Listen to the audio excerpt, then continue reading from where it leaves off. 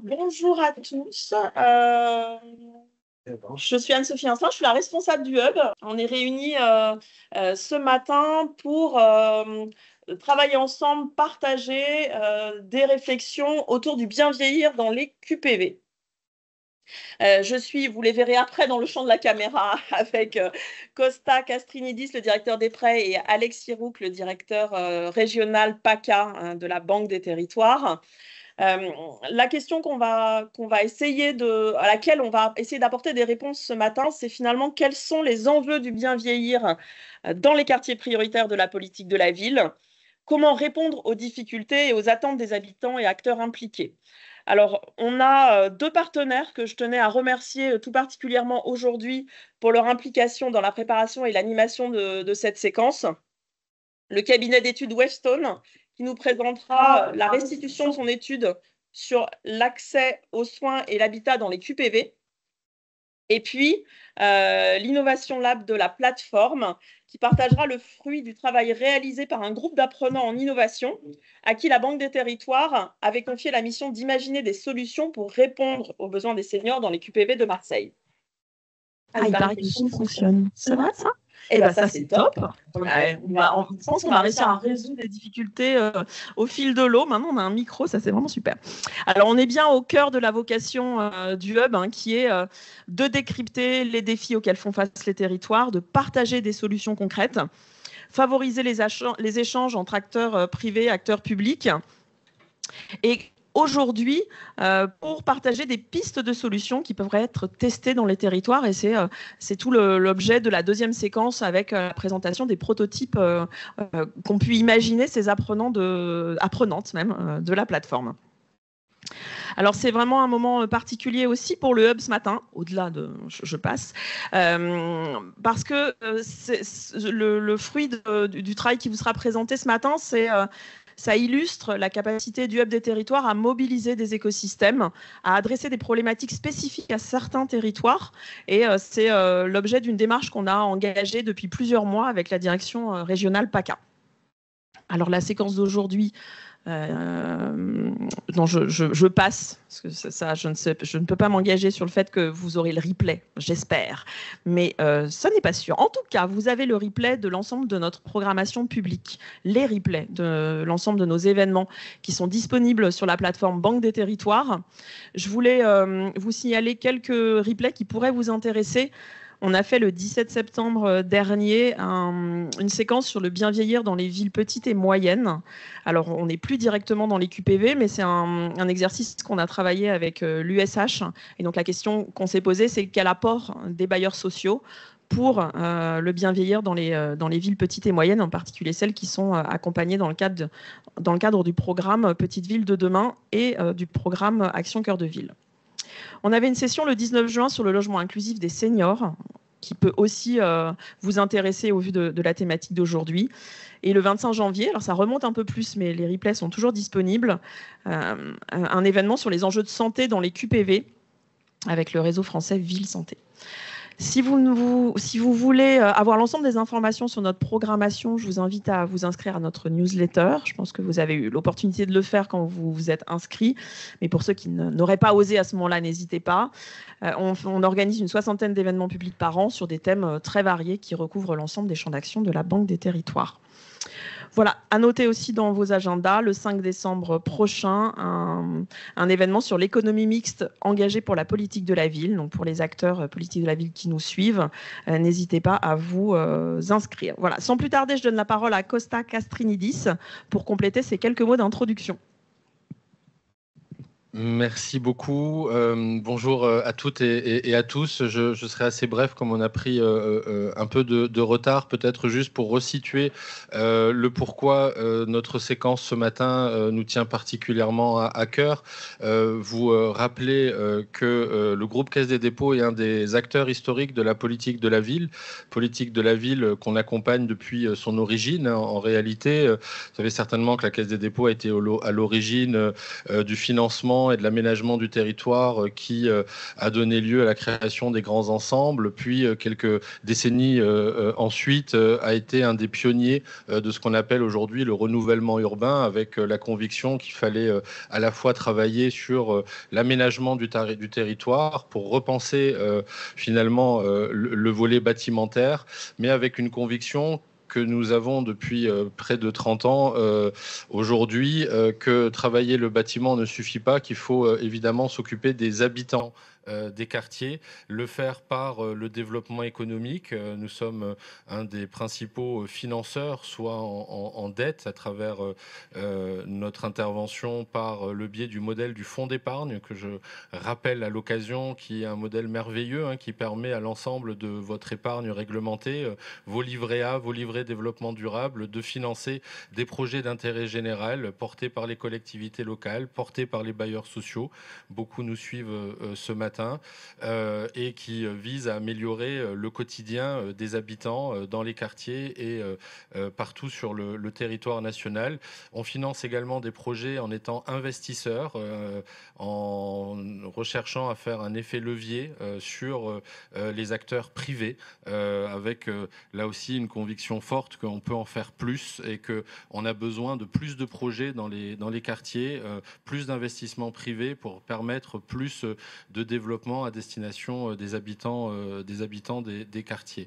Alors, on est réunis dans le cadre d'une communauté, qui est une communauté portée par le groupe Caisse des dépôts, qui inclut des acteurs majeurs présents sur le territoire des QPV. Je pense au groupe La Poste, je pense à CDC Habitat, qui est un des plus grands bailleurs de France.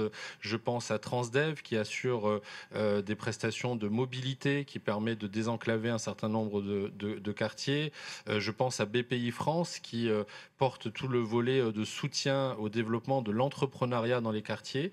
Cette communauté, qu'on appelle une communauté Vision Group, a souhaité très tôt prioriser dans ses thèmes d'action la question de l'accès aux droits, la question de la santé et la question du vieillissement dans les QPV.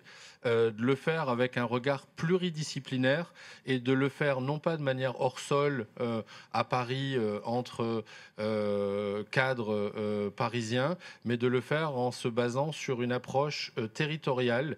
Et on a beaucoup de chance, et je veux vraiment saluer et remercier l'engagement de la direction régionale PACA, et en particulier celle de son directeur régional Alexis Rouc, à qui je vais laisser la parole, qui nous accompagne dans le cadre de cette communauté depuis le début, avec cette volonté de faire dialoguer le local et le national pour identifier des solutions nouvelles. Alors, pourquoi la question du vieillissement ? Quand on parle de quartier, souvent on pense à la jeunesse, et c'est évidemment une réalité, mais il y a dans les quartiers énormément de personnes de plus de 60 ans qui se sentent isolés, qui sont souvent des personnes seules et qui sont majoritairement d'ailleurs des femmes. Un sondage récent a montré que un tiers des personnes de plus de 60 ans dans les QPV se sentaient isolées. Et quand on a réalisé récemment une enquête d'intelligence collective auprès des salariés du groupe Caisse des dépôts, j'étais assez frappé par le témoignage d'un chauffeur de bus de Transdev qui nous disait, mais finalement, alors c'était à Avignon je crois, qui nous disait, mais finalement il y a beaucoup de personnes âgées dans les quartiers qui sont seules, et leur premier ami en fait c'est le chauffeur du bus. C'est un témoignage qui était très poignant, qui est, je pense, une réalité dans beaucoup de nos quartiers. Et on s'est rendu compte qu'il y avait un peu un angle mort, une zone grise sur cette question du bien vieillir en QPV. C'est pour ça que je me réjouis, et c'est une coproduction pluridisciplinaire, comme ça a été rappelé, entre plusieurs équipes de la maison, en s'appuyant sur des consultants, en s'appuyant sur des acteurs de terrain, en l'occurrence le cabinet Webstone pour les consultants et la plateforme pour les acteurs de terrain, qui va nous permettre, je le souhaite en tout cas, d'identifier des pistes nouvelles et innovantes avec une approche qui est elle-même novatrice pour pouvoir mieux traiter cette question du bien vieillir dans les QPV, et plus particulièrement pour la population des femmes de plus de 60 ans. Voilà, je vous souhaite à tous une très belle matinée de travail, et je passe la parole à Alexis.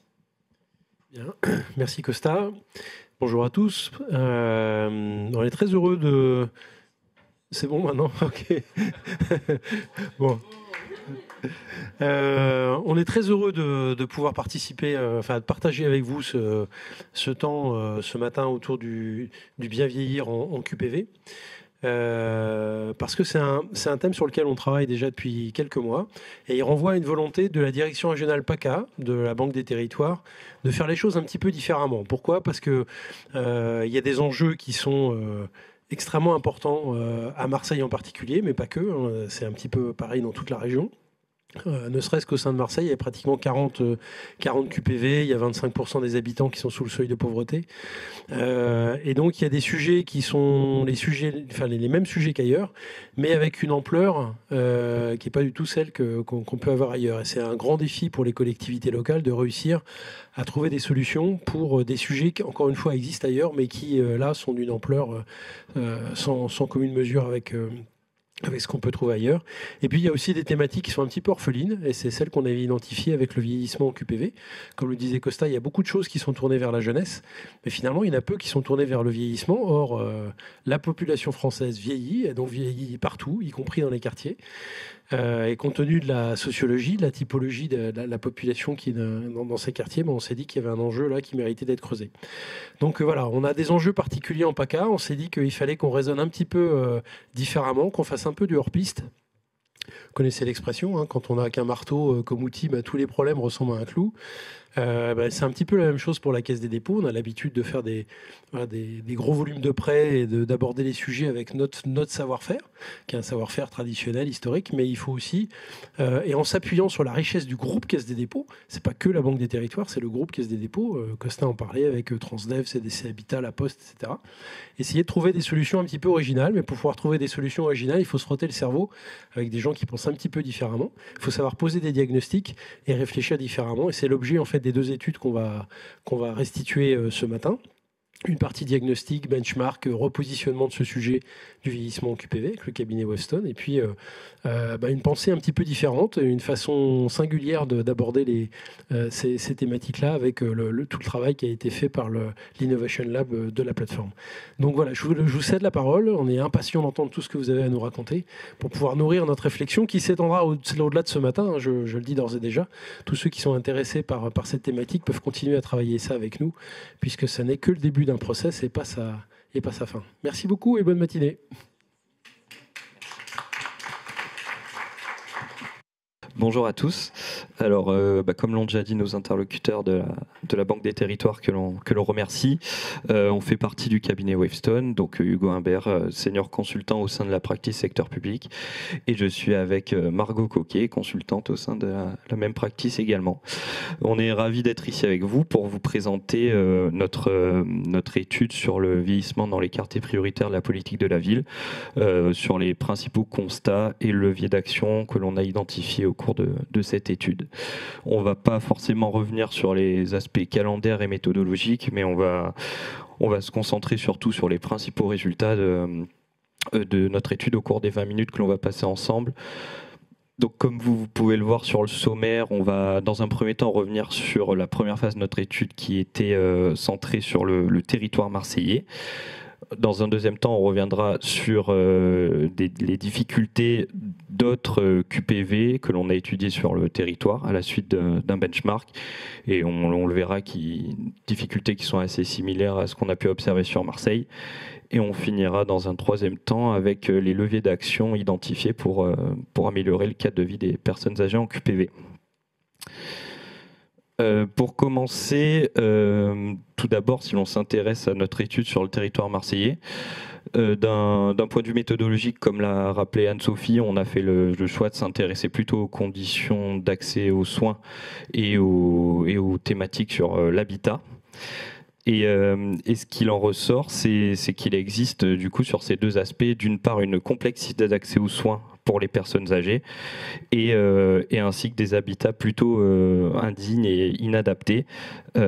C'est un constat qui peut se retrouver à Marseille de manière générale, mais qui est accentué par quand on est une personne âgée en QPV. D'une part, voilà, sur les fragilités d'accès aux soins pour les personnes âgées, déjà ce qu'on peut voir, c'est qu'on a 30% de la population marseillaise qui est en renoncement de soins, et parmi cette population en renoncement de soins, on a 31% de seniors de plus de 60 ans. Donc on est déjà sur des problématiques assez structurantes pour les personnes âgées. Et en ce qui concerne l'habitat, comme je le disais, il existe de vraies problématiques d'habitat indigne et inadapté. On a, ça encore, c'est un constat qui touche pas uniquement les personnes âgées, hein, puisqu'on a un taux de logement considéré comme potentiellement indigne qui est élevé à Marseille et encore plus important en QPV, avec 16% de logements privés considérés comme indignes contre 7% dans la métropole. Mais néanmoins, et c'est là où la focale sur les personnes âgées elle est pertinente, c'est qu'habiter un QPV lorsqu'on est senior, c'est un facteur clairement aggravant des deux états de fait qu'on vient de décrire. Surtout voilà, quand on sait que c'est une population qui avec la transition démographique a tendance à croître. D'une part, on a la pauvreté qui est un frein à l'accès aux soins et à un logement adapté.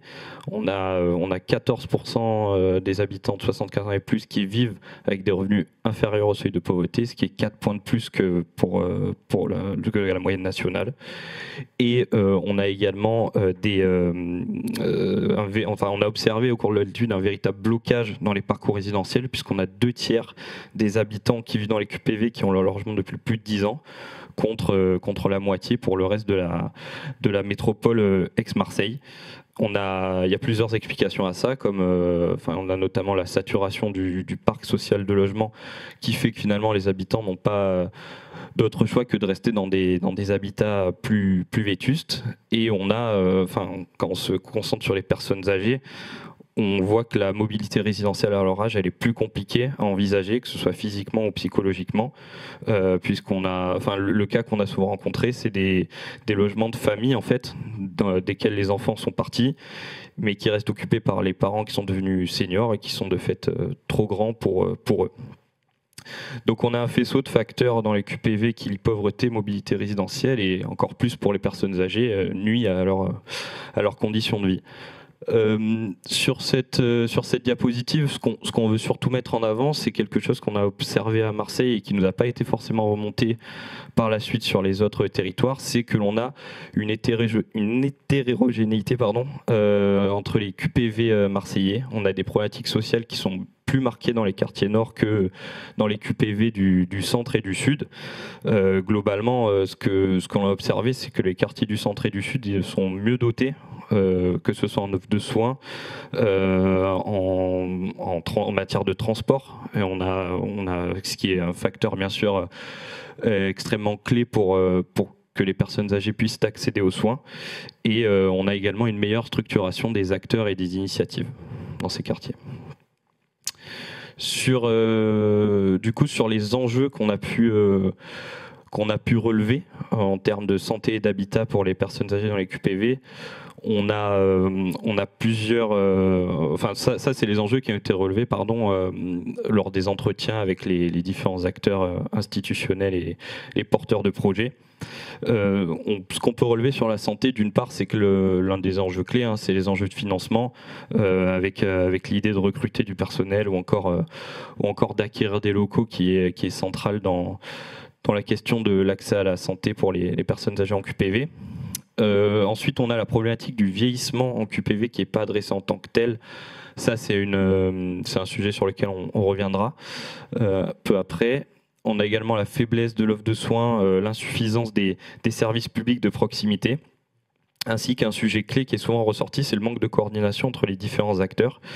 Globalement, il y a un manque de visibilité sur le qui fait quoi dans ces quartiers, et ça débouche in fine sur une rupture dans le suivi du parcours de soins des personnes âgées. Sur l'habitat, comme on l'a dit, on a de fortes problématiques de logement sur l'ensemble de la métropole. C'est accentué dans les QPV marseillais. On a souvent un parc privé qui est plutôt insalubre et qui a du mal à se rénover, se renouveler. Et en ce qui concerne le parc social, on a observé des bailleurs qui sont souvent en difficulté pour identifier les personnes âgées à risque et du coup de prévenir des situations potentiellement à risque.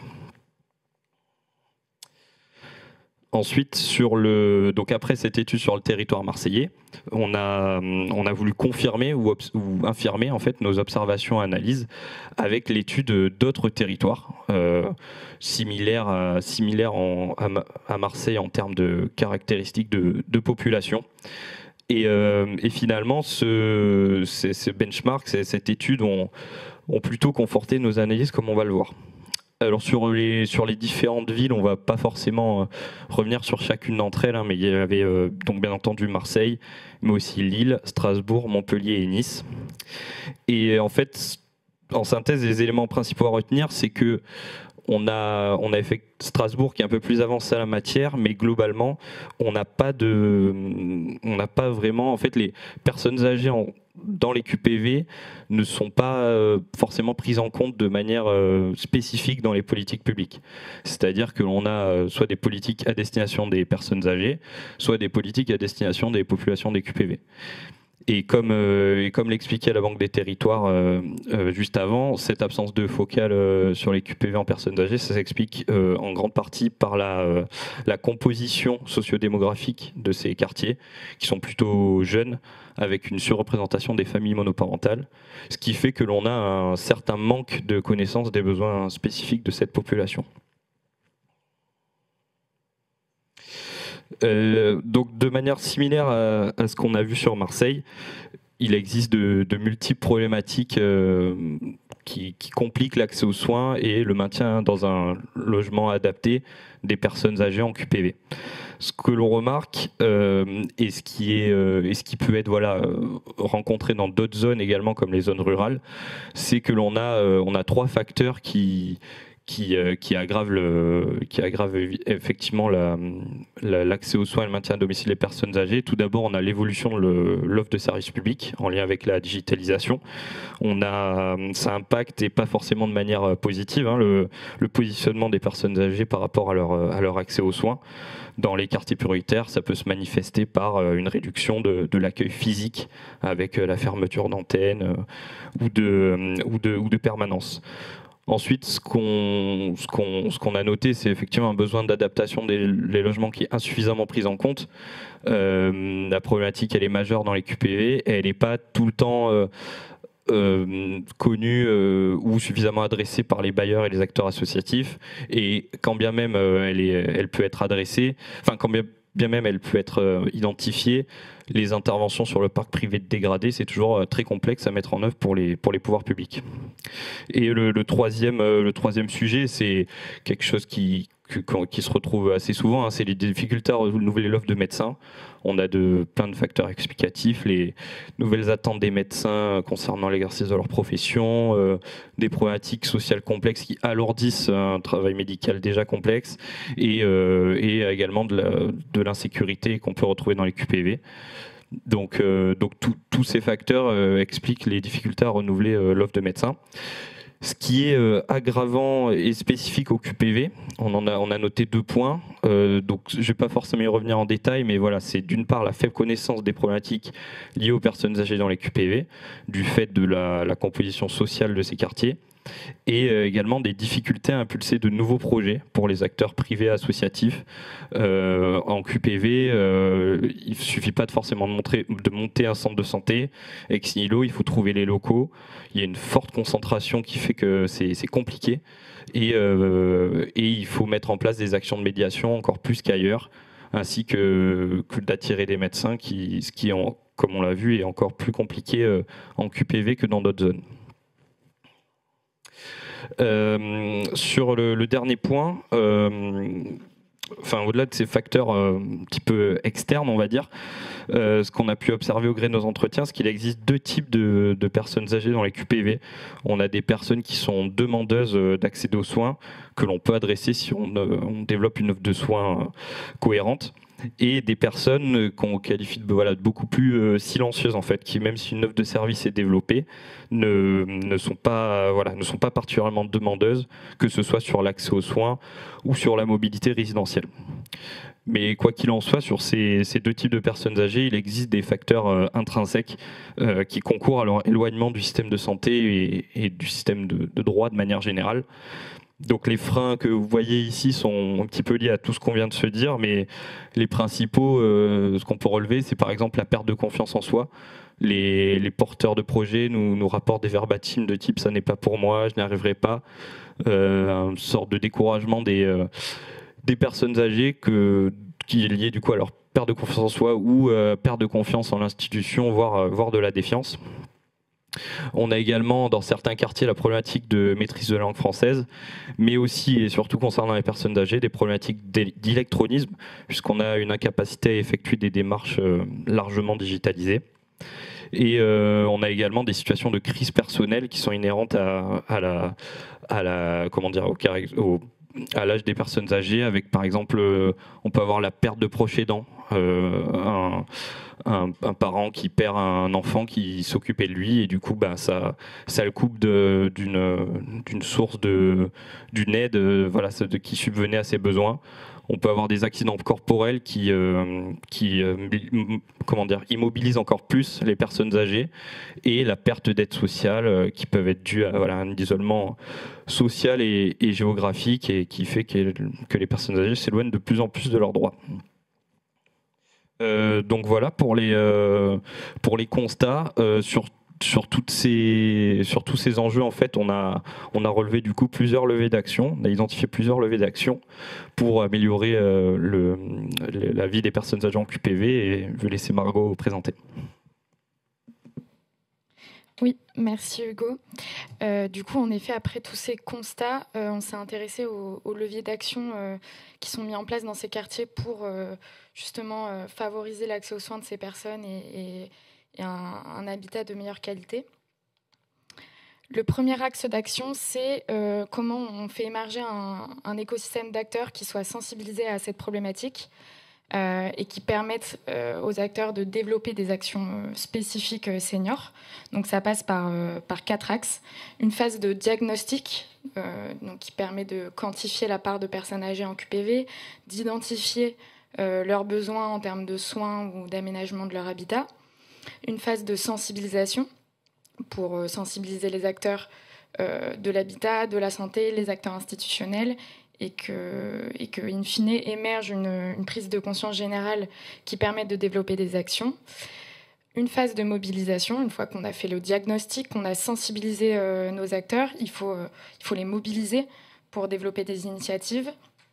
Et notamment en ce qui concerne les médecins, comme le disait Hugo précédemment, qu'on a du mal à mobiliser. Et donc, ça passe par la présentation des nouveaux modes d'exercice coordonnés en matière de santé, les incitations financières qui peuvent exister pour inciter les médecins à s'installer dans les zones sous-dotées. Et enfin, le dernier volet, c'est la coordination. Une fois qu'on a tout ça, il faut faciliter les synergies entre les acteurs et les échelles institutionnelles pour avoir une meilleure prise en compte de la problématique et des actions plus efficaces. À titre d'exemple sur cette action, on peut citer l'ARS Bas-Rhin qui a installé des permanences dans les universités et qui présente les nouveaux modes d'exercice coordonnés dont je parlais précédemment, type centre et maison de santé, et qui présente également les incitations financières qui existent et pour les médecins pour qu'ils viennent s'installer dans les QPV.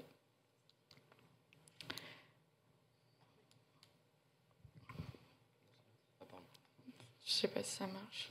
Ah oui. Le deuxième type d'action, c'est développer une offre de soins qui soit adaptée pour toucher les personnes âgées. Cette offre de soins, elle peut revêtir plusieurs formes. Le premier, c'est tout simplement les points d'accès aux droits, des pôles ressources, comme les maisons France Service, les pôles info seniors. Ensuite, ça peut être des établissements médico-sociaux qui offrent un accès à la santé, donc type centre et maison de santé. C'est aussi les communautés pluriprofessionnelles territoriales de santé qui sont en fait un ensemble d'acteurs qui exercent leur profession en libéral mais qui se coordonnent et s'assemblent sur un territoire pour traiter une problématique de santé. Et dernière forme, des dispositifs temporaires ou itinérants qui vont venir s'installer dans les quartiers prioritaires et proposer, par exemple, des actes de vaccination ou de dépistage, perte d'audition, par exemple. Ensuite, le troisième type d'action, et pas des moindres, c'est les actions d'aller vers ou de médiation. Parce que, comme on l'a dit précédemment, il y a toutes ces personnes âgées qui sont silencieuses et qui, même lorsque l'offre de soins existe ou l'accès au droit pour aménager un habitat ou changer de logement existe, ne vont pas forcément se manifester. Et donc, il y a une étape essentielle qui est de ramener ces personnes vers le droit commun, de parcourir ce dernier kilomètre. Et donc, pour ça, il faut identifier les personnes, comprendre leurs besoins et arriver à développer des initiatives qui permettent de lutter contre les freins intrinsèques qu'on évoquait précédemment. Donc, par exemple, organiser des ateliers sur le numérique ou sur la connaissance du système de soins de manière générale. Et ainsi arriver à ramener ces personnes vers les services qui leur sont destinés. La médiation, elle peut prendre deux formes. Soit, ce qu'on a pu voir, c'est que soit elle est incluse dans les structures. On a par exemple rencontré le centre de santé sur Marseille, porté par l'association Banlieue Santé, qui en son sein dispose de travailleurs sociaux, de traducteurs, de médiateurs qui vont à la rencontre des personnes qui habitent autour du centre et font le lien et permettent d'assurer une continuité dans le parcours de vie. Ou alors la médiation, elle est assurée par des organismes, des associations extérieures et spécialisées en la matière.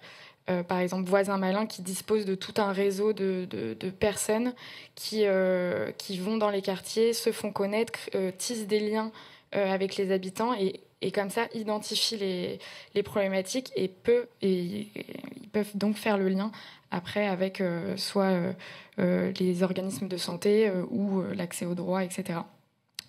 Et ce qu'on a pu voir, c'est que ce type d'association est souvent sollicité par les bailleurs pour faire des actions de porte-à-porte et essayer d'identifier un peu les problématiques de leurs habitants. Sur la partie habitat, on retrouve... donc ce qu'on a pu voir, c'est que le sujet du vieillissement est de plus en plus pris en compte par les bailleurs, mais c'est souvent en réaction finalement à des situations de crise ou de rupture quand les personnes ne payent plus leur loyer ou alors lorsque la personne âgée va chuter dans son logement.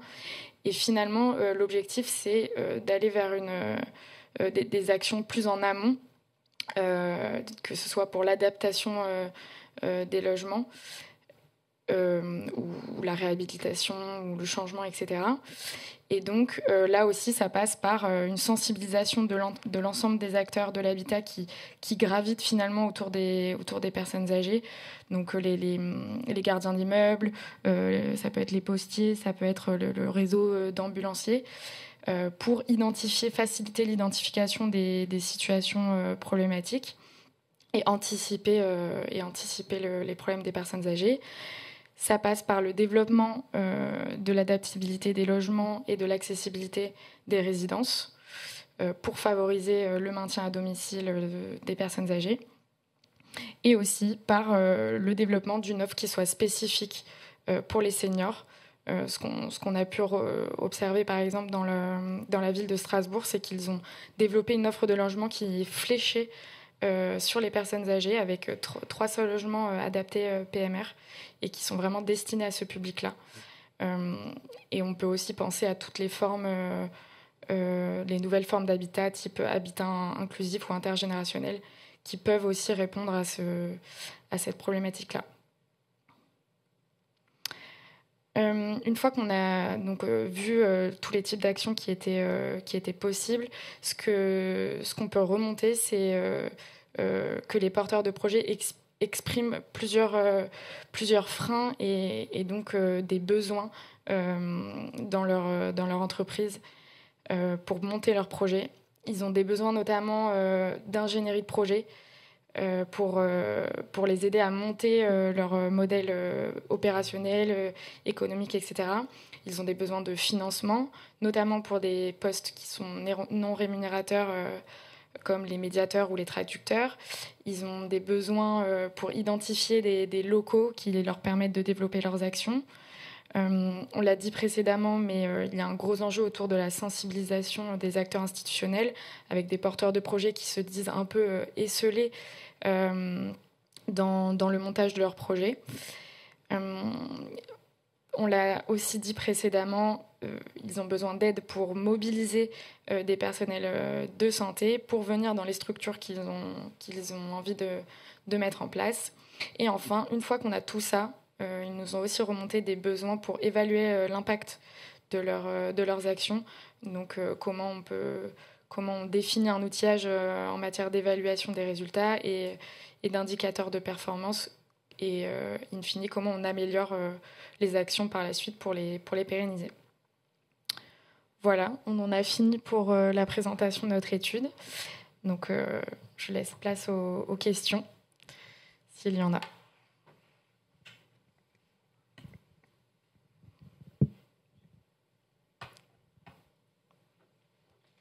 Oui.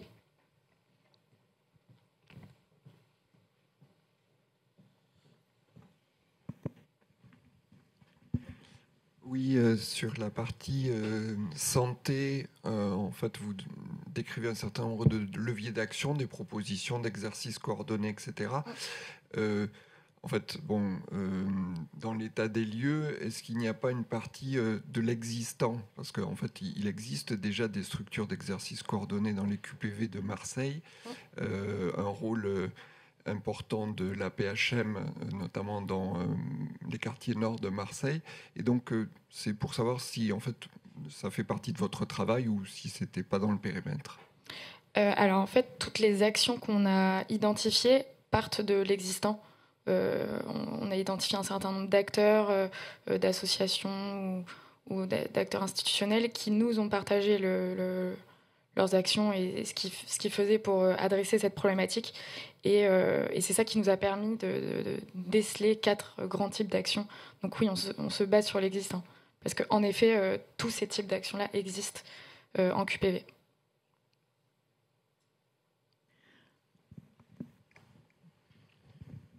J'aurais une question sur la façon dont tous les interlocuteurs que vous avez, avec lesquels vous avez échangé, la façon dont ils traitent la question de la francophonie, de l'allophonie.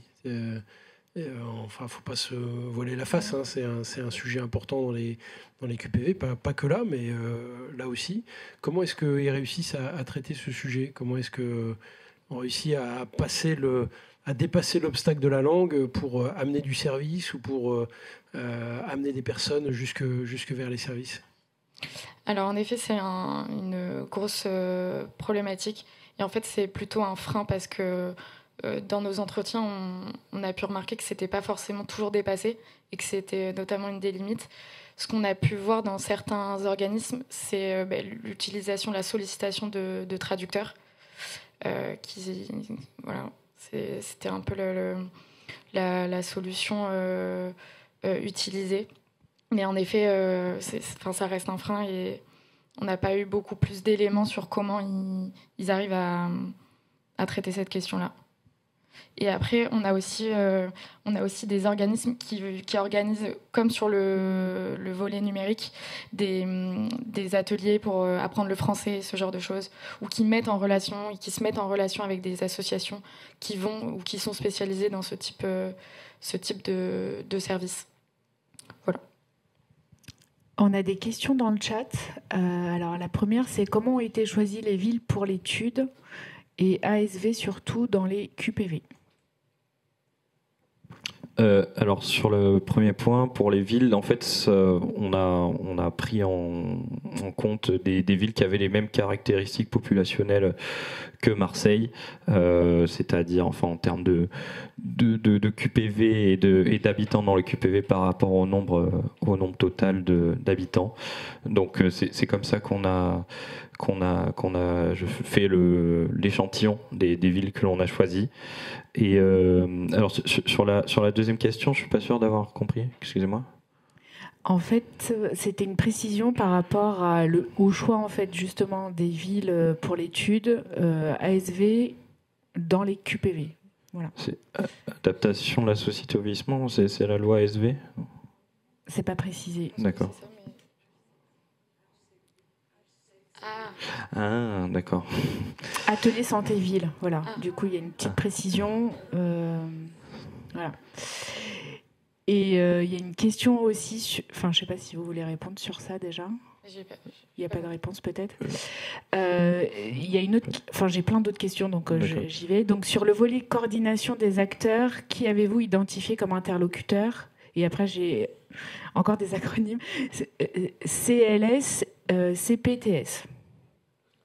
Oui, donc CPTS, c'est nos communautés, donc j'en ai parlé, c'est les communautés pluriprofessionnelles territoriales de santé, qui en effet regroupent plusieurs acteurs de la santé, donc notamment des médecins qui vont se coordonner entre eux, se rapprocher et adresser une problématique en particulier.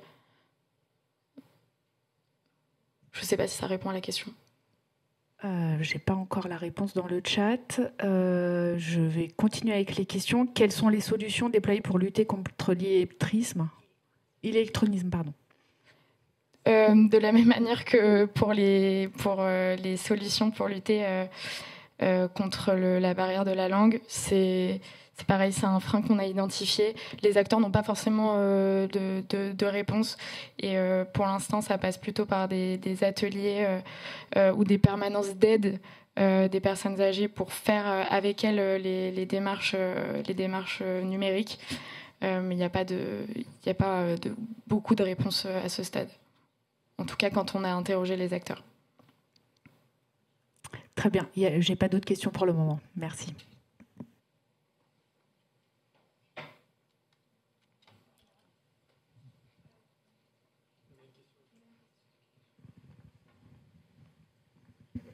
Bonjour, vous avez tout à l'heure parlé de solutions d'habitat inclusif ou intergénérationnel. Est-ce que vous avez identifié des projets de ce type déjà dans ces quartiers prioritaires et quel est le potentiel selon vous, sachant qu'on a aussi abordé tous ces freins psychologiques, sociaux donc ce type de structure nécessitant quand même de quitter son domicile pour une nouvelle structure, quel est le potentiel selon vous ? Alors, on n'a pas identifié de structure de ce type dans les QPV qu'on est allé voir. Ce qu'on a identifié, c'est éventuellement des pensions de famille destinées aux personnes âgées, notamment portées par la Fondation Petit Frère des Pauvres, donc qui se rapprochent un peu. C'est des modes de vie partagés avec des structures avec plusieurs personnes, et un projet social, etc. Et un accompagnement particulier, donc qui se rapproche un peu de ce qu'on peut voir sur l'habitat inclusif ou intergénérationnel. Et en effet, il y a toutes les problématiques sociales, les parcours de vie qui se rajoutent. Donc c'est une dimension un peu plus complexe à mettre en œuvre, mais qui suppose un certain nombre d'acteurs médico-sociaux et un projet social qui soit adapté. Et donc ça, on a pu le voir sur Marseille notamment. Voilà, c'est en petit nombre, mais ça existe. Et donc il faut le faire prospérer. On a encore 2 questions dans le chat et après je vous propose de passer à la séquence suivante. Donc la première, il a été précisé la problématique de coordination des acteurs. Toutefois, dans les solutions, quel est le bon interlocuteur d'après le BE pour effectuer cette coordination? D'après le BE. Bureau d'études. Ah oui, d'accord. La question, c'est quel est le premier acteur à... Quel est le bon interlocuteur? Oui, le bon interlocuteur, d'après vous, en fait, pour la coordination. Quelles sont vos recommandations, en gros? Je pense que ça dépend avant tout du projet qui est porté. Un des freins majeurs qui a été remonté par les porteurs de projets, c'est notamment dans la mobilisation des aides financières. Et donc, le premier acteur, je dirais que c'est les acteurs institutionnels, donc les ARS, qui proposent des aides, notamment à l'innovation de médico-social.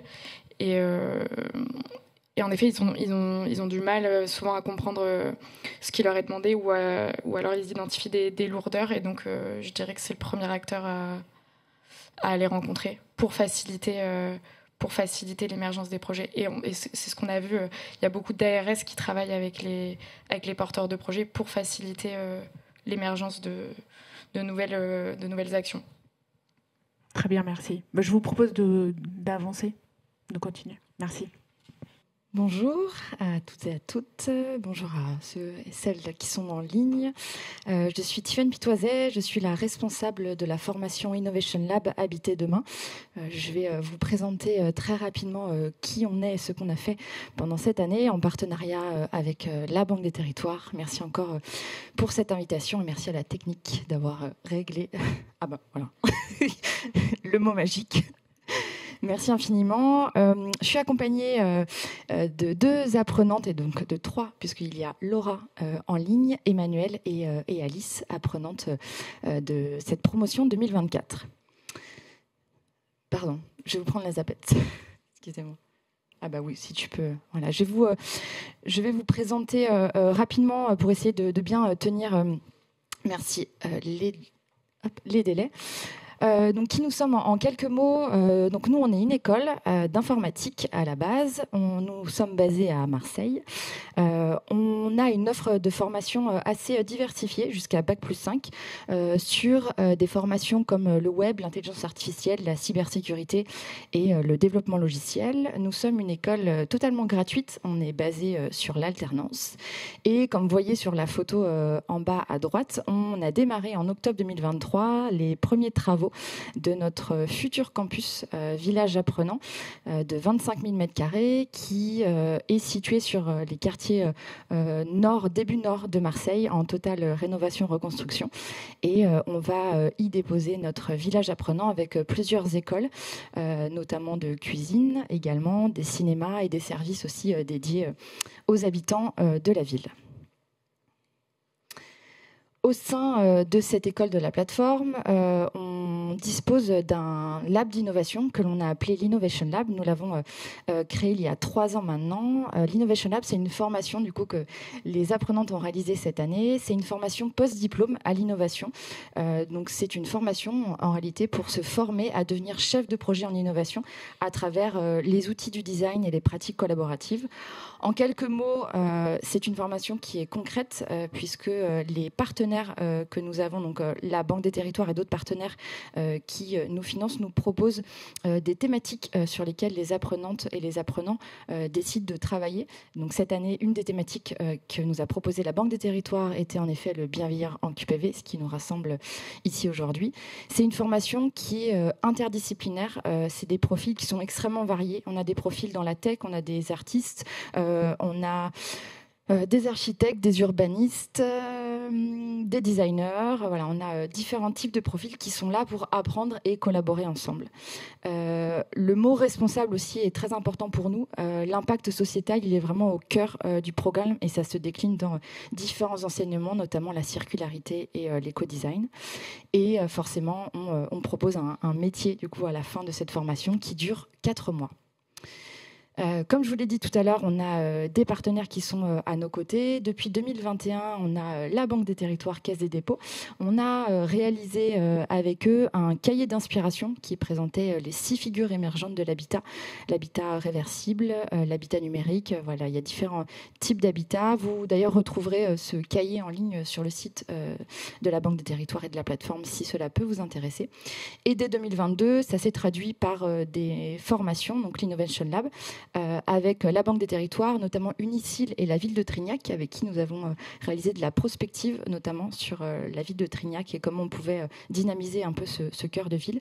En 2023, on a eu Val Touraine Habitat, ICAD, Unicil et Villenova qui nous ont rejoints pour nous proposer des problématiques.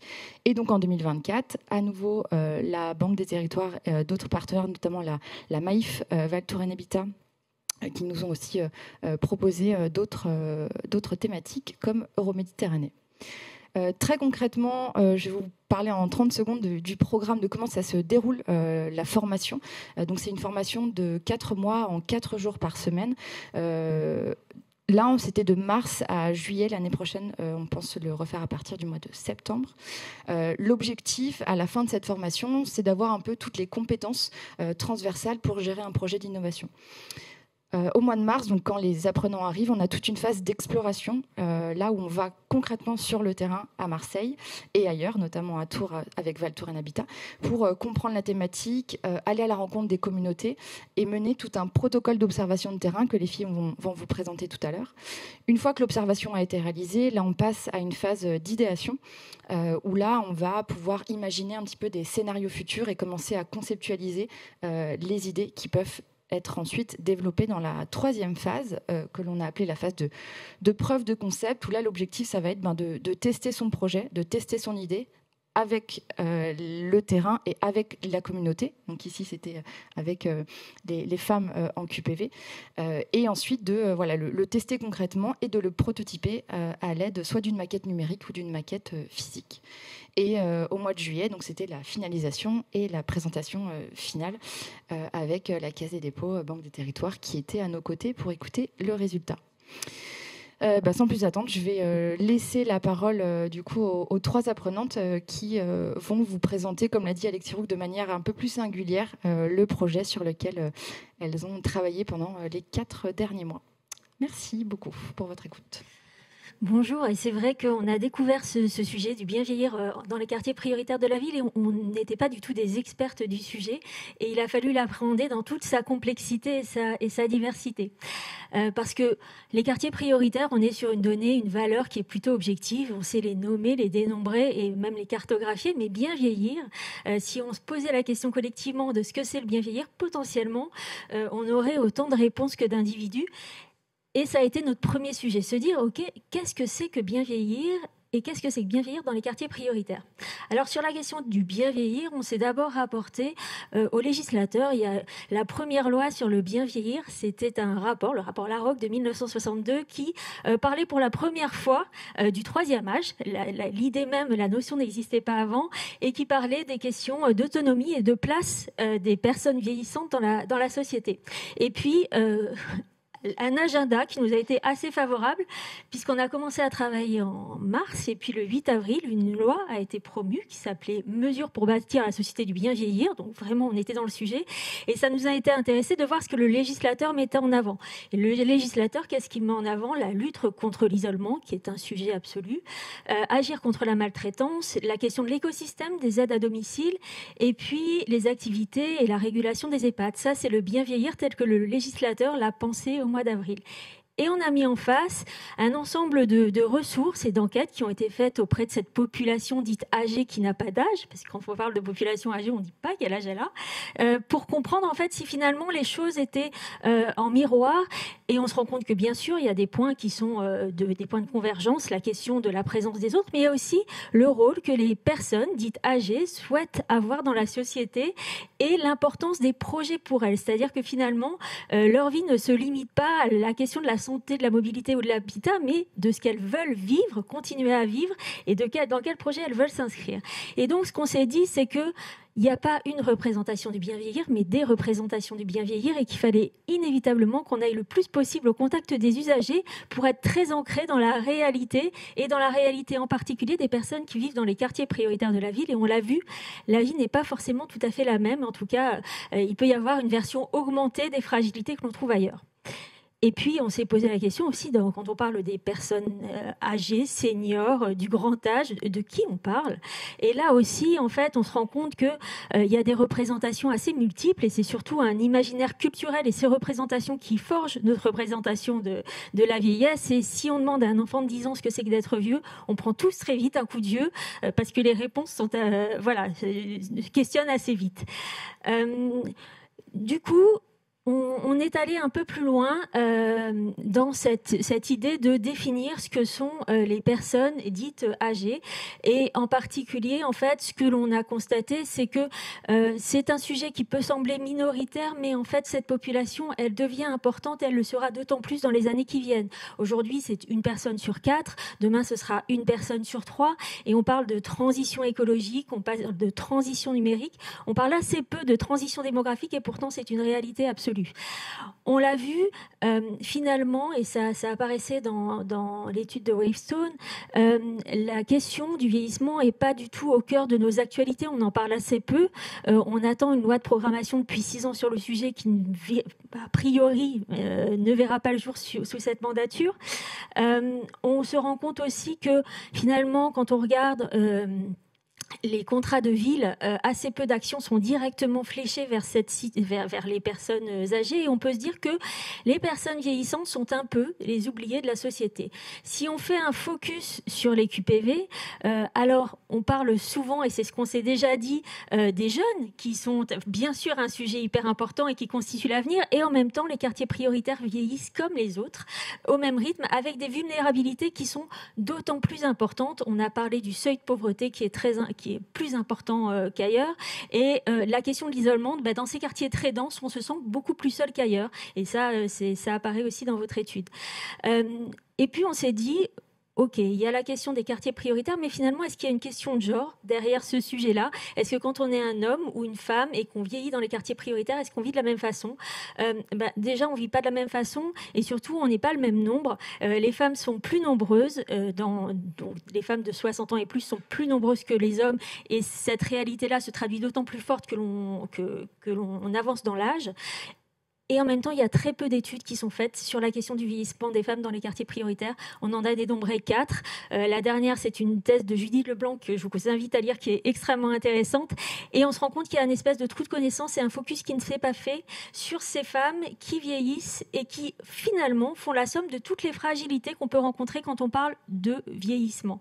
Et donc, on s'est dit que selon le principe d'intersectionnalité, si on arrivait à trouver une solution qui répondait à cette population-là, qui recense à peu près toutes les formes de fragilité que l'on peut connaître sur une trajectoire de vieillissement, potentiellement on pouvait adresser toutes les populations. Et donc ça s'est formalisé par une problématique qu'on a soumise à la Banque des Territoires, qui était comment accéder aux femmes de 60 ans et plus, parce que là aussi, à un moment, il a bien fallu définir un critère, et donc c'est un critère d'âge chronologique, dans les quartiers prioritaires de Marseille, pour diagnostiquer leurs besoins et leur proposer des solutions adaptées, et c'est ce que l'on va vous présenter. Donc, afin de répondre à cette problématique et à ces enjeux, nous avons utilisé plusieurs outils d'innovation, dont le design fiction.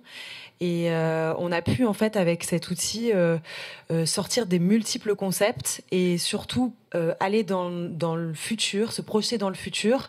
Et donc, on est allé jusqu'en 2035. En fait, il y a un sujet qui nous a animés, c'est le sujet des transitions, parce qu'en fait, peu importe l'âge, il y a différents moments dans la vie. Il peut y avoir un moment de démotorisation, il peut se passer, il y a le veuvage, etc. En fait, il y a des moments de vie et en fait, on appelle ça des moments de transition.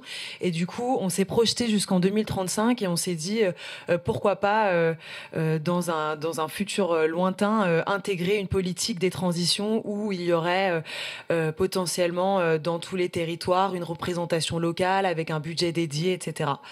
On est revenu un petit peu plus proche dans le temps, donc d'ici 4 ans, on a pensé à un deuxième concept qui serait la création d'un nouveau rôle, le rôle de référent transition, qui serait présent dans tous les quartiers prioritaires, et on en parlera un petit peu par la suite, mais voilà, c'est pour former donc ces personnes au métier de la transition et accompagner au mieux les personnes donc de plus de 60 ans dans les quartiers prioritaires de la ville.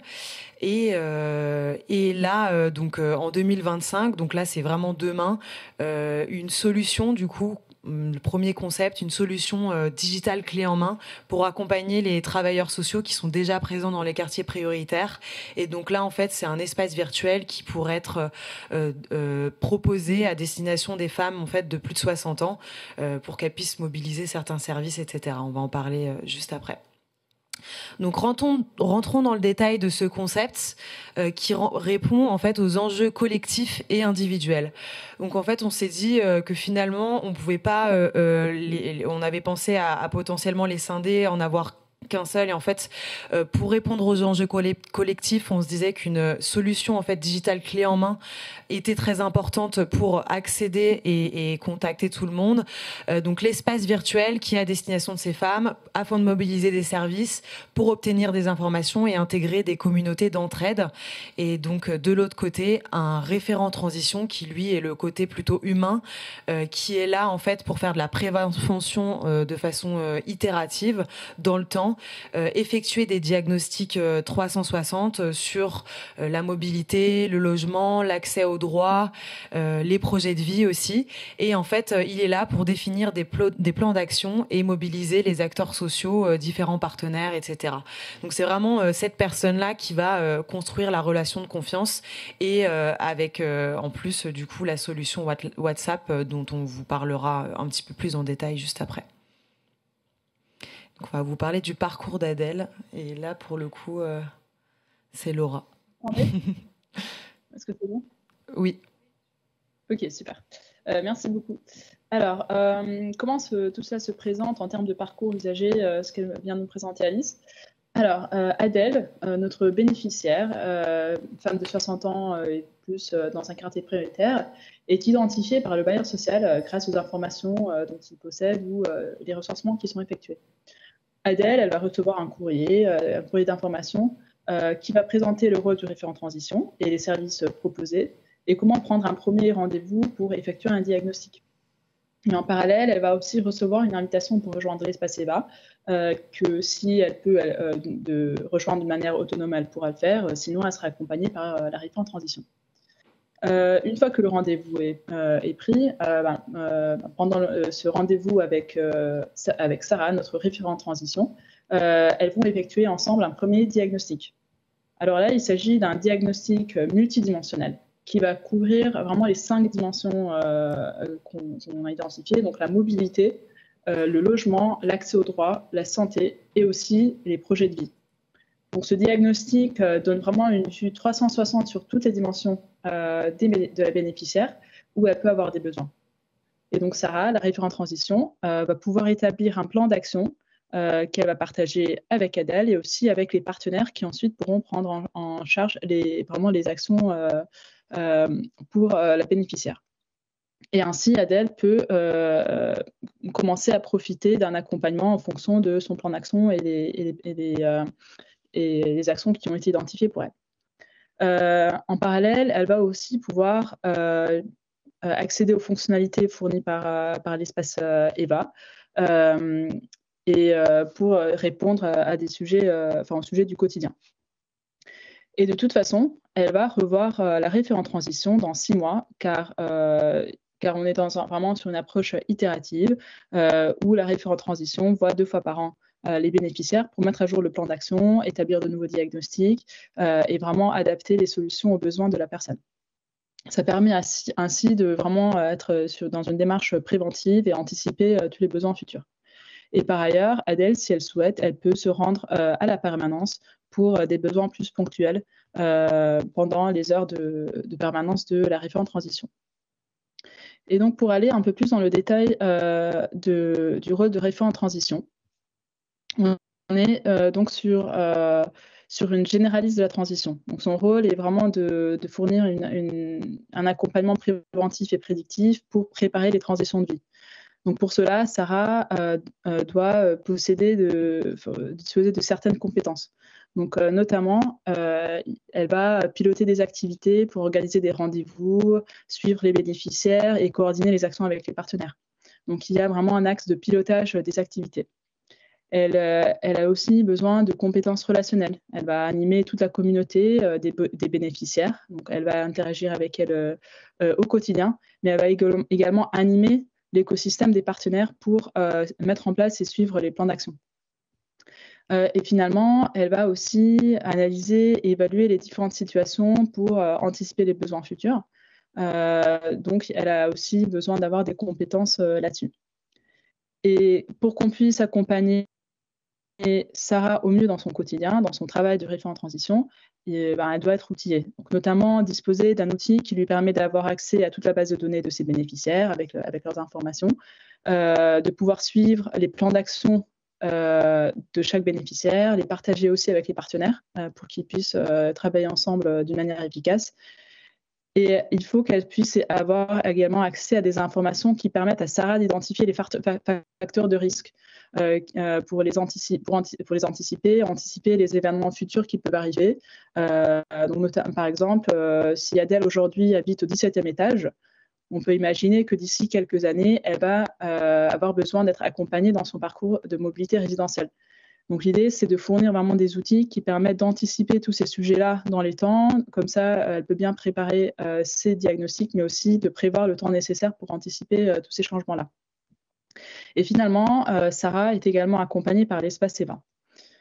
Donc pour vous donner un peu plus d'informations sur l'espace EVA, comment ça fonctionne. Donc là, il s'agit d'un outil qui permet donc de répondre plus aux enjeux du quotidien, en temps réel et en accédant facilement à tous les bénéficiaires. Donc l'espace EVA est sur l'outil WhatsApp qui propose 3 modules. Dans un premier temps, un espace pour la vie communautaire. Donc là, il faut imaginer un fil de discussion entre les bénéficiaires du quartier sur lequel elles peuvent se rentraider, demander des informations entre elles et même s'organiser des événements informels. Donc c'est plus un canal un peu plus informel pour les bénéficiaires même. Ensuite, on a l'assistant virtuel. Donc, pour l'assistant virtuel, il s'agit d'un chatbot qui est alimenté par l'intelligence artificielle, dont l'objectif est de fournir un service de niveau 1 aux bénéficiaires et des premiers éléments de réponse sur des sujets liés aux différentes dimensions, donc la santé, la mobilité, le logement. Donc, par exemple, ça permettra de prendre un rendez-vous directement à travers l'assistant virtuel au lieu d'avoir besoin d'appeler ou de se déplacer au centre social pour demander de l'aide avec. Donc, juste en utilisant un système de numérotation, également avec la possibilité d'utiliser des messages vocaux, la bénéficiaire peut échanger avec l'assistant virtuel pour être accompagnée dans ses démarches. Et finalement, nous avons aussi un volet d'alerte et d'actualité qui permettra aux bailleurs sociaux ou au centre social de pousser des informations en temps réel à toute la population des bénéficiaires, par exemple s'il y a des alertes météo, s'il y a des pannes d'ascenseur ou même sur l'organisation d'un événement à venir. Et également, l'avantage de cet espace, c'est que soit c'est peu coûteux, c'est déjà présent dans beaucoup auprès de beaucoup de bénéficiaires qui utilisent aujourd'hui WhatsApp au quotidien. Ça permet aussi de répondre à des besoins, ça fournit un outil allophone qui permet aussi de communiquer par messages vocaux. Donc, il y a vraiment un côté de facilité d'utilisation. Ces concepts étaient présentés et validés lors de nos tests que va vous présenter Alice. Donc, on a suivi en fait lors de la formation une méthodologie de test pour valider ou invalider certaines hypothèses. Donc, on a organisé 2 ateliers. Un premier atelier d'immersion fictionnelle avec les usagères, un deuxième atelier avec les contributeurs pour construire, et on a réalisé ce qu'on appelle un service blueprint pour cartographier le service. Donc, en premier lieu, l'atelier d'immersion fictionnelle avec les usagères. En fait, on a eu la chance depuis le début de la formation d'être mis en contact avec un quartier prioritaire de la ville dans les quartiers nord. Il s'agit du quartier de la Solidarité et ça a été facilité par le centre social qui est présent sur place. Et ils ont pu en fait nous mettre en contact avec certaines femmes qui vivent dans ces quartiers, des femmes âgées de plus de 60 ans qui font partie en fait de cette cible. Et donc, l'objectif de cet atelier, c'était de valider certaines hypothèses. Et comment on a réalisé cet atelier, c'est qu'on a créé une vidéo fictionnelle, comme si, en fait, on présentait le service de référent transition. Donc, je me suis mise à la place d'une potentielle référente transition dans la vidéo. Et en fait, ce qu'on faisait, c'est qu'on mettait sur pause et puis on prenait le pouls, on essayait de demander à ces femmes quel était leur premier ressenti, si elles avaient des choses à ajouter pour voir s'il y avait certaines hypothèses qui passaient ou pas. Donc à cette occasion, on a pu valider le fait qu'elles utilisaient bien WhatsApp au sein de leur famille. Elles contactent, elles ont des groupes familiaux dans lesquels elles prennent des contacts, etc. Donc c'est pas quelque chose qui est inconnu, une solution qui est inconnue pour elles.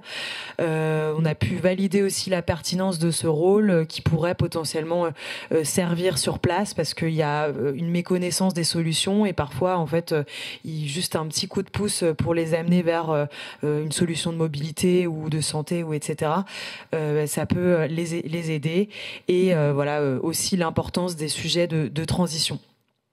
On a organisé un deuxième atelier qui est là, c'est un atelier avec les contributeurs, donc pour co-construire ensemble les conditions de réussite du rôle de référent transition. Et donc là, il y avait 3 acteurs. Il y avait Formation et Métiers qui accompagne sur la formation et la réinsertion.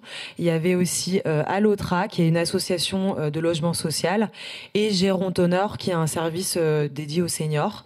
Et donc tout avec ces 3 acteurs, on a pu travailler pour ajouter en fait certaines briques, chacun ajouter une brique, et l'objectif c'était voilà de créer ces conditions de réussite. Et on a pu d'un côté sortir 8 axes clés du rôle, comme en fait c'était des contributeurs qui étaient complémentaires et qui s'ajoutaient à la chaîne de valeur. On a pu voir aussi que le principe de subsidiarité était important, donc il fallait pas que le rôle du référent transition se chevauche avec l'existant. Donc ça, on a pu le voir, et grâce aussi à Formation et Métiers qui s'occupe des formations, ils ont pu nous sortir aussi l'information que le rôle du référent transition était assez vaste, et donc potentiellement on est ressorti l'idée de le scinder peut-être en 2, où il y aurait un rôle d'animateur et un rôle de coordinateur qui serait qui pourrait compléter en fait ce rôle. Et enfin, on a essayé de cartographier ce service avec un outil qui s'appelle le service Blueprint. Et là, l'objectif, c'était vraiment de voir les interdépendances entre les processus, etc. De voir et donc en fait, le résultat, c'est qu'on a vu que un système d'information pour collecter les données et le suivi était très important. Et aussi, ça pouvait être intéressant de capitaliser sur l'intelligence artificielle pour potentiellement automatiser certaines tâches qui pourraient être redondantes dans ce système d'information. Bon, vous l'avez compris, on avait un enjeu d'innovation dans le cadre de ce projet, et l'idée, ça a été de se dire en quoi ce que l'on propose est différenciant. En fait, ce qui est différenciant, c'est et c'était effectivement un point qui est remonté, y compris de l'étude Wavestone, c'est que des solutions qui existent, il y en a beaucoup, elles sont toutes très opérantes et pertinentes, mais ce qui manque, c'est la personne qui fédère, qui coordonne et qui rend visible l'ensemble de ces solutions. Et c'est en ça que le rôle de référent en transition et Eva, qui est en fait l'incarnation du quotidien dématérialisé, est innovante en fait. C'est mettre en relation, être dans une logique de contribution de toutes ces initiatives qui existent et qui font sens à l'échelle des quartiers prioritaires, mais de les rendre visibles et accessibles de nos bénéficiaires. On va retrouver Laura, si on y arrive. Sur les solutions déjà existantes et les rendre visibles et accessibles auprès de nos bénéficiaires, nous sommes passés au principe de ramener vers. Donc ramener vers, ça permet de remettre la personne vraiment au cœur de son écosystème. On va l'accompagner dans l'identification et la mobilisation des solutions qui sont vraiment contextualisées à ses besoins, donc sont vraiment pertinentes pour elle et qui couvrent l'ensemble des dimensions de sa vie. On va aussi démultiplier les points de contact. Donc grâce à un seul interlocuteur clairement identifié qui devient une personne de confiance, qui connaît sa situation et qui la suit dans le temps, alors Adèle, elle sait vers qui se tourner en cas de besoin. Le principe de ramener vers laisse aussi le libre arbitre et la capacité d'action aux usagères, puisqu'on va mettre à leur disposition les différents outils qui leur permettent de prendre des décisions beaucoup plus en autonomie. Elles savent vers qui se tourner et elles peuvent devenir actrices de leur propre vie. Et finalement, on met à leur disposition des ressources pour sécuriser la personne. Donc, la bénéficiaire, la usagère, elle sait que si demain, sa situation va changer, elle aura la capacité à mobiliser les ressources et elle saura que les solutions existent déjà puisqu'elle a déjà vu ça ensemble avec sa référente transition pendant les diagnostics, quand elles échangeaient sur l'avenir. Donc, en apportant ce volet de ramener vers, on souhaite créer vraiment une dynamique nouvelle. Les femmes de 60 ans et plus en quartier prioritaire, du coup, on a fait quelques recherches et on a pu voir qu'elles étaient déjà connectées sur WhatsApp. Donc, on a pu le confirmer sur le terrain avec les femmes du quartier de la solidarité. Mais on peut voir que 46% des seniors ont utilisé pour la première fois pendant le confinement WhatsApp. C'est le cas de mes grands-parents. Équipés d'un téléphone mobile et savent l'utiliser. 97% d'entre eux, des 60 à 69 ans, sont équipés d'un téléphone mobile et 83% pour les 70 ans et plus. Et on a aussi pu voir que l'IA et les chatbots ont pu faire leurs preuves au service des populations réputées éloignées du digital. Donc en un Solisbot qui a permis d'interagir entre des réfugiés syriens et une ONG, ou ICOPBot qui a été créé, ICOP qui est présent en Occitanie pour accompagner les seniors à la réalisation d'un diagnostic santé. Et donc voilà, on a pu voir que sur d'autres services, ça a pu être déployé. Et donc là, on va vous montrer la vidéo qui a été scénarisée par nos soins, que l'on a nommée « Des minorités invisibles aux pluralités visibles ».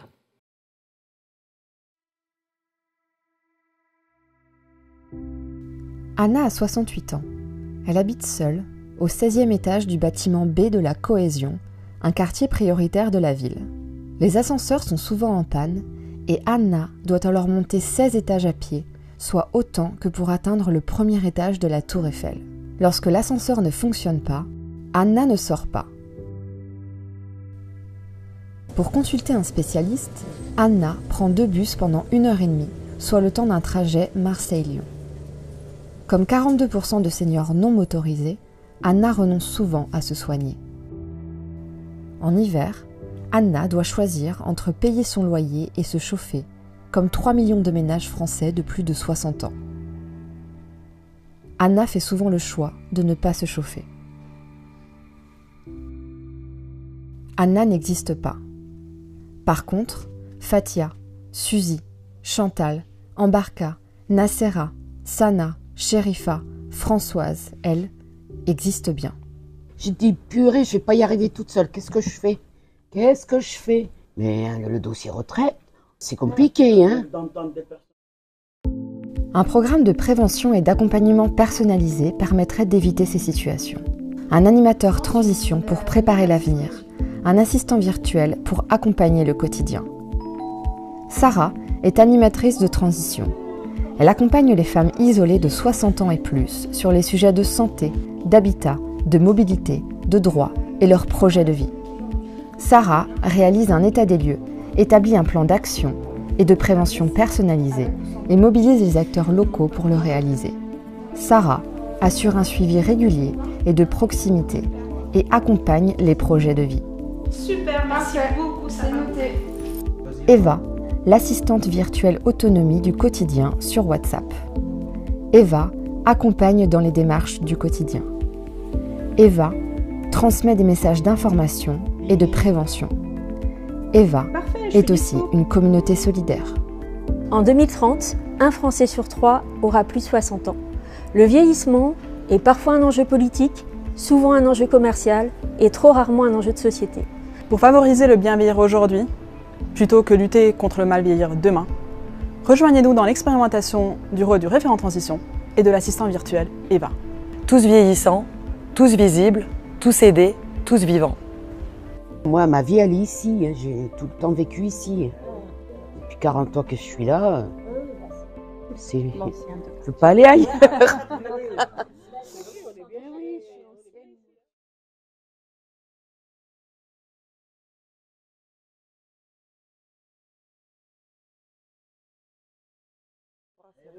Hier, on était tous fatigués, mais on a quand même dansé.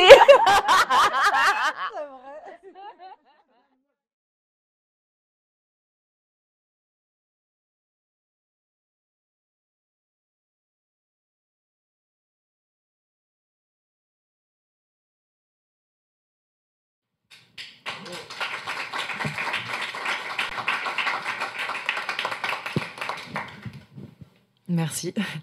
Quelle que soit la typologie, pour conclure, quelle que soit la typologie des personnes que l'on a rencontrées, une trentaine d'entités en tout, tous se rejoignent pour dire qu'il y a du coup un intérêt unanime pour ce sujet, mais pas forcément d'engagement systématique. Et du coup, l'objectif aujourd'hui, ce serait vraiment de fédérer tous ces acteurs qui travaillent sur ce sujet et pour avoir cet engagement du coup systématique. Oui, des femmes de 60 ans et plus sont majoritaires, mais sont aujourd'hui adressées vraiment comme si elles étaient minoritaires. Il n'y a pas d'action pour elles et de parcours adaptés à leurs besoins. Or, le vieillissement n'est pas du tout vécu de la même manière par elles. Et puis, il n'y a pas si longtemps, c'était la Journée nationale des aidants. Et on ne le sait pas ou on ne le dit pas, mais dans les faits, les femmes de 60 ans et plus sont aussi des aidantes. Elles représentent quasiment un quart des aidants. Et à l'échelle des quartiers prioritaires, ce sont vraiment elles qui créent du lien et du liant et qui sont vraiment des agents de cohésion. Et on pense qu'il est grand temps de prendre soin des personnes qui prennent soin des autres. Merci beaucoup. Merci.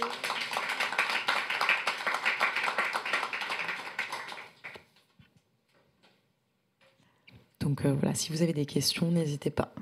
Alors, on a déjà 2 questions dans le chat.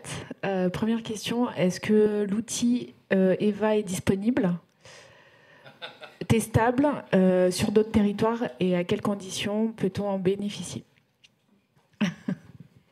Alors, on aimerait pouvoir répondre que oui, mais pas tout à fait encore, mais on rêverait effectivement que ce projet, que cet outil puisse être testé dans les quartiers prioritaires, bien sûr, et pourquoi pas sur d'autres territoires où il a complètement du sens aussi, on le croit. Très bien. Deuxième question, au regard des tâches à accomplir et du nombre potentiel de bénéficiaires, un seul référent transition par QPV suffirait-il ? Alors, on a essayé de se projeter et de faire l'analyse. Cela dit, ce serait présomptueux de notre part de pouvoir répondre à cette question sans avoir fait une expérimentation qui nous permette de valider cela. Donc, selon nos premières études, mais vous l'avez compris, on a travaillé 4 mois sur le sujet et ça nous a paru beaucoup, mais c'est très peu dans les faits.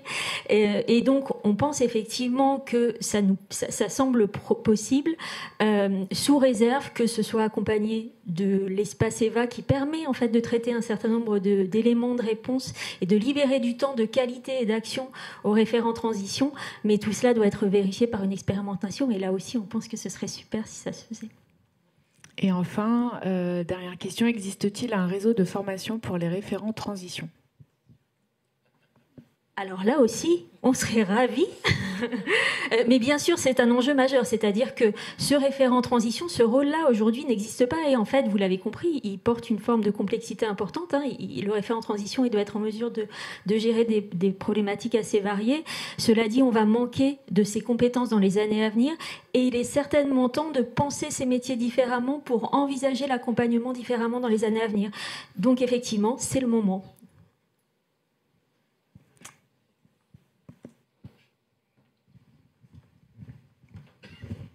Bonjour, Corinne Lacombe, La Poste.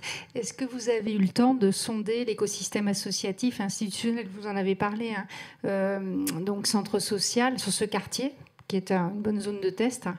Voilà, parce qu'il y a déjà des ressources compétentes. Je pense au conseil départemental des assistantes sociales. Je pense aux conseillères en économie sociale et solidaire. Je ne sais pas comment c'est sur Marseille, mais des CCAS, des centres sociaux. Voilà, s'il y a ce rôle de coordination sur ce métier de référent, effectivement. Oui, alors en fait, effectivement, ces rôles existent, mais finalement, il n'y a pas cette proximité géographique qui est absolument essentielle pour l'appropriation dans les quartiers prioritaires. Ouais. Et du coup, c'est vrai qu'il y a à la fois une proximité qui rend le service facile, une bonne lisibilité, et puis surtout ce rôle de chef d'orchestre qui nous semble assez essentiel. On a rencontré, donc encore une fois, c'était 4 mois, on a vraiment essayé de rencontrer un maximum d'acteurs, et parce que beaucoup de choses se font, on a rencontré une trentaine d'institutions. Est-ce qu'on a rencontré tout le monde? Certainement pas.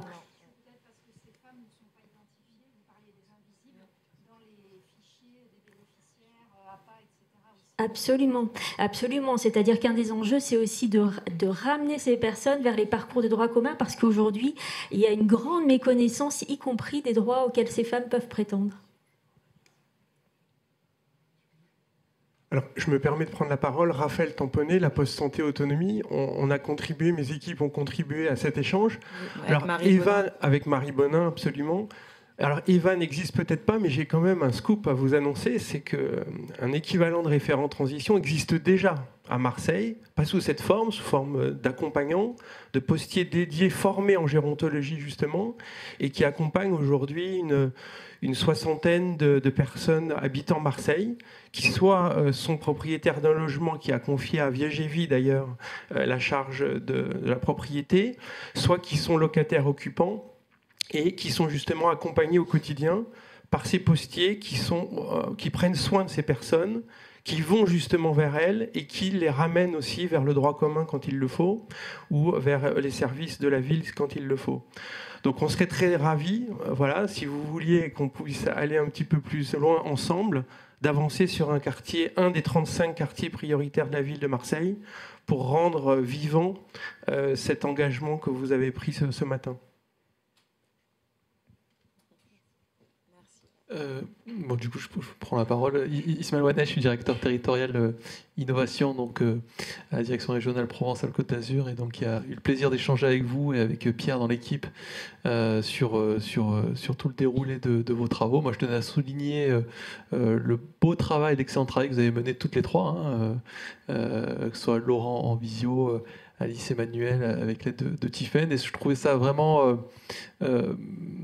marquant de voir que par le déroulé des méthodes d'open innovation, de design fiction, que vous arriviez à des solutions, à des conclusions en partant de connaissances que vous avouez limitées, et arriver à faire réagir autant de personnes qui, finalement, dans le chat, je le vois, je le suis, demandent où en est l'outil, quand est-ce qu'il sera déployé, si on peut rebondir. Donc, tout de suite, là, vous avez l'intérêt de gens qui, a priori, sont spécialisés du secteur depuis peut-être le début de leur carrière, et de voir aussi l'humilité que vous avez eue aussi et l'attention que vous avez eue dans la recherche de l'existant. Et le principe de subsidiarité que vous mettez en avant, qui est important, on voit souvent ça dans les propositions qui nous ont fait de réinventer l'eau chaude, de réinventer des choses, et de dire nous on veut faire mieux que tout le monde, et ça n'a pas été votre démarche. C'est-à-dire beaucoup de choses existent déjà, mais nous ce qu'on propose c'est peut-être de les connecter, de mettre à jour par rapport à certains enjeux nouveaux, et d'apporter un petit coup de pouce pour aller un peu plus et ramener vers ce que vous proposez, qui est encore plus innovant que l'aller vers, sur lequel déjà on a beaucoup de mal à travailler, et ça je tenais vraiment à le mettre en avant et vous féliciter, et qui vient aussi reprendre les éléments qui ont été mis en avant, exposés par Wavestone qui continue de nous accompagner dans la démarche d'atelier de recherche de pistes opérationnelles. Voilà, merci à vous. Et merci à vous aussi de nous avoir accompagnés. Merci beaucoup. En réaction et pour soutenir ce que vient de dire Ismaël, c'est vrai que c'est très inspirant ce que vous nous présentez. On est nombreux, y compris dans le chat, à avoir envie que ça existe déjà. Donc ma question, c'est justement, c'est quoi l'étape suivante ? Qu'est-ce qu'il faudrait pour pouvoir expérimenter ? Donc j'entends qu'on a peut-être trouvé le côté humain qui est extrêmement important. Ça peut être une piste très séduisante. Il y a quand même la question du coup de l'outil, de l'IA. Ça serait quoi les prochaines étapes ? C'est quoi à peu près le budget qui serait nécessaire pour y arriver ? Et avec une question sous-jacente peut-être qui n'est pas hyper claire pour moi, c'est le lien entre l'humain et l'outil. C'est-à-dire dans quelle mesure le chatbot est relativement autonome, indépendant, dans quelle mesure il passe le relais derrière au référent. Enfin, c'est une articulation qu'on va approfondir dans l'expérimentation, puisqu'on a tous très envie d'expérimenter, mais quelle est pour l'instant vos premières réflexions sur cette question ? Alors, je vais commencer par la seconde question qui est plus facile pour moi. En fait, l'espace EVA, c'est vraiment la réponse de premier niveau, mais bien sûr, donc dans la partie chatbot, parce qu'il y a la partie qui est communautaire et qui est plutôt autoportée. Et puis, il y a la partie alerte qui permet pour le coup aux référents transition, enfin alerte et communication, de communiquer rapidement avec l'ensemble d'une communauté en temps réel sur des sujets à enjeu. Et ça, c'est quand même très facilitant de pouvoir pousser ces informations-là et ça permet de gagner du temps. Ce qui est clair, c'est que Eva et le chatbot répondront pas à toutes les questions, mais en fait, ce dont on s'est rendu compte quand on est allé sur site, c'est que parfois, souvent, les questions c'était « oui, je sais qu'il y a telle association qui vient, mais je sais même pas où, je sais même pas quand ». Enfin, il y a ce premier niveau d'information qui n'est pas traité. Et ça, c'est vraiment ça peut être très intéressant de le confier au chatbot, mais bien sûr, sur les questions niveau 2, c'est le référent transition qui est là pour prendre le relais. Et l'idée, c'est de faire un outil intelligent qui permette d'exploiter toutes les datas, et y compris au référent transition, de savoir quelles sont les thématiques récurrentes qui ne sont pas traitées et de les apprendre au chatbot, et de pouvoir traiter de façon qualitative, parce que finalement du temps lui est libéré, les questions qui nécessiteraient une expertise que n'aura bien sûr pas notre chatbot. Sur la seconde question, on avait projeté, en fait, on avait fait une première estimation, mais sincèrement en fin de projet, sur ce que serait l'expérimentation, et on pourra vous le partager. On a fait le choix, parce que ce n'était pas le propos, de ne pas le partager aujourd'hui, mais on avait fait cet exercice qu'on avait partagé lors de la dernière soutenance. Très bien, on a une dernière question dans le chat. Peut-être juste pour compléter, pardon, excuse-moi Sarah, par rapport à votre toute première question sur le prototypage de l'outil, ça c'est aussi quelque chose avec la plateforme du coup à la base qui est du coup l'école du numérique, où on a des compétences en IA à travers nos étudiants, et ça on en avait discuté aussi pour un prototype de chatbot qui ne s'est pas réalisé parce que dû au temps des 4 mois où c'était un petit peu court, mais ça peut être quelque chose qui peut aussi potentiellement être envisagé en termes de prototype. Pardon Sarah. Pas de problème. Du coup, dernière question du chat. Lors de votre test, avez-vous rencontré des personnes éloignées des applications comme WhatsApp, peut-être des femmes de plus âgées, des femmes âgées de plus de 60 ans et plus? Alors, certainement qu'il y a des femmes de 60 ans et plus qui n'utilisent pas WhatsApp. Alors, 2 dimensions. On s'est inscrit dans une démarche prospective, et on voit bien que le taux d'adoption de ces outils-là et de WhatsApp est très important, et ça va très vite, en fait. Et qu'il y a aussi une solidarité entre les personnes des différentes générations sur l'utilisation de ces outils. Là, on l'a vu quand on a fait nos ateliers. En fait, il y avait une personne qui ne savait pas utiliser la fonction vocale, et très vite quelqu'un lui a montré comment l'utiliser. Donc en fait on peut miser aussi sur la solidarité intrinsèque de ces communautés. L'idée c'est qu'effectivement le référent transition pour des personnes qui seraient en difficulté sur l'adoption de WhatsApp puisse être aidante, mais on était quand même très très surprise par le fait de se dire on leur a parlé d'ordinateur, on leur a parlé d'applications, et là elle nous disait mais non, même Doctolib, j'y arrive pas.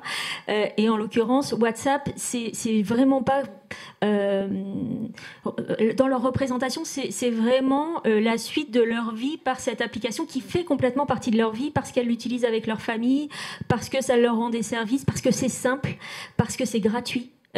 Ça c'est un élément assez déterminant aussi. Il n'y a pas besoin de payer pour installer WhatsApp sur son téléphone, et en même temps les communications peuvent être gratuites, etc. Donc WhatsApp à ce moment-là nous est apparu comme une bonne solution, parce que déjà assimilé en fait par notre population.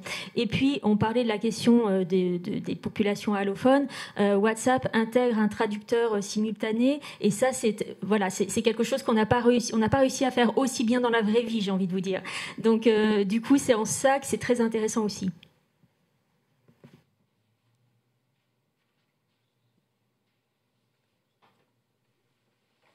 Place à la conclusion. Merci beaucoup. Alors on arrive à la fin de notre séquence. Merci de votre attention à tous. Merci d'avoir réservé du temps au-delà de l'horaire qu'on s'était donné, mais le contenu était suffisamment riche pour qu'on puisse prendre un petit peu plus de temps que prévu. Je remercie vraiment les intervenants de ce matin. Je trouve qu'il y a vraiment une continuité en fait dans les travaux qui ont été présentés, hein, dans les éléments de diagnostic que vous avez posés. En fait, on les retrouve dans votre travail, et vous avez su faire le pas supplémentaire pour commencer à esquisser des solutions. Ce que je trouve formidable dans la solution que vous avancez, c'est qu'on retrouve les forces et les faiblesses de Marseille en fait.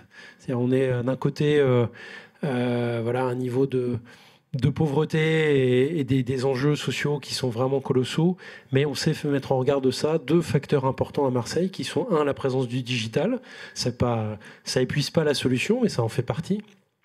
Et puis il y a ce côté solidarité. Alors c'est le nom de la cité, mais je rebondis dessus parce que c'est une des vertus, une des qualités et un des atouts de Marseille. Donc on retrouve à la fois les forces et les faiblesses de ce territoire, et je trouve ça très symptomatique. Bon, la question c'est qu'est-ce qu'on fait maintenant ? C'est à nous, en fait, Banque des Territoires, de creuser cette question et de regarder comment on peut définir l'étape d'après. L'étape d'après, je pense que c'est une expérimentation. Et il faut qu'on voit entre nous, on en parlait avec Costa à l'instant, quels acteurs on peut mobiliser, côté La Poste, en interne à la Caisse des dépôts, dans notre réseau de bailleurs sociaux, à la fois des bailleurs sociaux de la maison, ceux qu'on finance, qu'on connaît bien. Il faut qu'on puisse identifier un site pour pouvoir le tester, parce que je suis frappé, comme Costa, par les réactions sur le chat qui disent mais comment on fait, enfin, il est où voilà, comment est-ce qu'on teste ça, donc ce sera la prochaine étape, et donc j'invite tous ceux qui nous ont fait l'amabilité de participer à ce travail ce matin, en ligne ou en présentiel, tous ceux qui sont intéressés par la poursuite de l'expérience, qui n'hésitent pas à prendre contact avec nous, soit via la direction régionale à Marseille, soit via le hub des territoires. N'hésitez pas, revenez vers nous si vous êtes intéressés par cette idée de creuser cette solution.